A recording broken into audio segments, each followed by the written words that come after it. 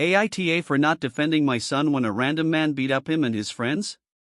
My 16-year-old son has always been a decent kid, honor roll student, volunteered at school events, close with his grandparents, and never gave us real trouble.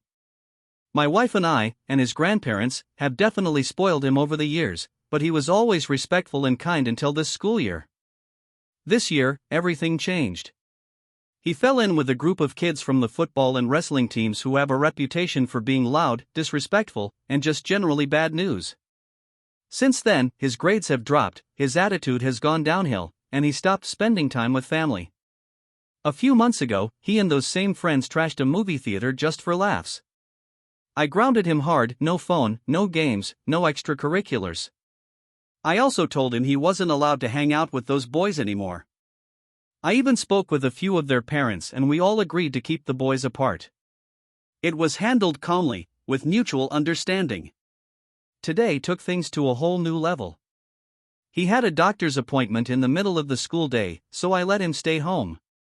Afterward, I dropped him off and went to work. At some point in the afternoon, he snuck out and met up with those same friends. They ended up loitering in front of a TJ Maxx, bothering customers going in and out. An elderly employee, Ms. Purley, who's in her 70s and has worked there forever, came outside holding some hangers and politely asked the boys to leave if they weren't shopping. One of the kids, already filming, started mocking her on camera. My son joined in, booing and saying, "Relax, nobody's getting hurt, and you're ruining the fun." When she pulled out her walkie-talkie to call security, one of the boys slapped it from her hand. Then my son tried to yank the clothes from her grip.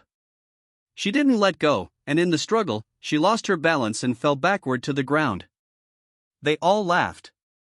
One of them said, "You faking now, huh? Trying to play victim." A bystander came up and asked, "Did you just push that old lady?" The boys immediately denied it, claiming she was acting. Without another word, the man punched my son and two of his friends. The others ran off. The phone filming hit the ground, but you can still hear the fight sounds like the man landed a few more hits before backing off. My son called me, and I rushed to the scene. The man was still there, calm, arms crossed. I asked if he'd hit my son and he said, "I sure as hell did." "Are you the father of the boy who thinks bullying an old woman is funny? What kind of man are you raising?" I was furious. But not at him.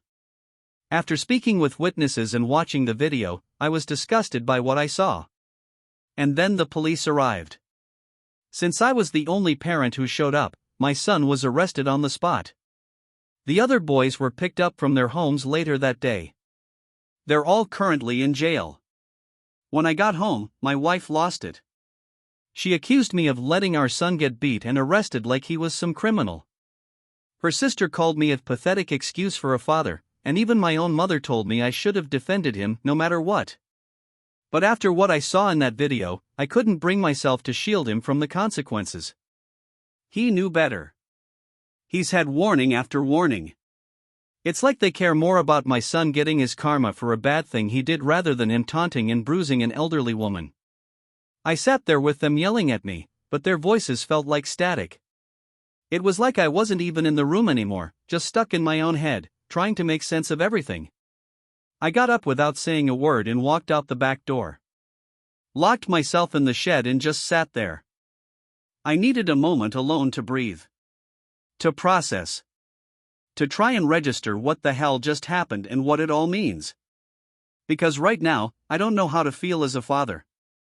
A big part of me feels like I've failed.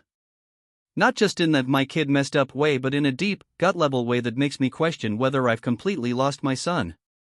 Like there's no coming back from this. Was I wrong? For not defending him?